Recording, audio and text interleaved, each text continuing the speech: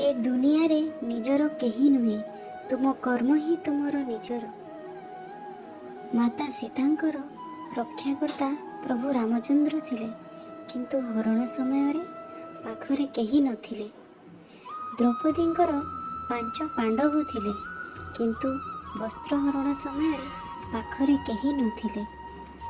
राजा दशरथंकर 4टी पुत्र थिले, किंतु प्राणत्याग समय रे पाखरे केही नथिले। रावण बहुत शक्तिशाली थिले, किंतु लंका जलिबा समय रे पाखरे केही नथिले। श्रीकृष्ण स्वयं सुदर्शनधारी थिले, किंतु शराघात समय रे पाखरे केही नथिले। सरशଯ୍ୟାରେ ପଡ଼ିଥିବା ଭୀଷ୍ମ ପିତାମହ ପୀଡ଼ାର ଭାଗିଦାର ହେବାକୁ ତାଙ୍କ ପାଖରେ କେହି ନଥିଲେ। ଅଭିମନ୍ୟୁ ନିଜେ ଜଣେ ରାଜକୁମାର ଥିଲେ, କିନ୍ତୁ ଚକ୍ରବ୍ୟୂହ ସମୟରେ ପାଖରେ କେହି ନଥିଲେ। ତେଣୁ ପ୍ରକୃତ ସତ୍ୟ କଥା ହେଲା, ଏ ସଂସାରରେ ନିଜର ବୋଲି କେହି ନାହିଁ, କେବଳ ନିଜ କର୍ମ ହିଁ ତୁମର ନିଜର ହୋଇଥାଏ।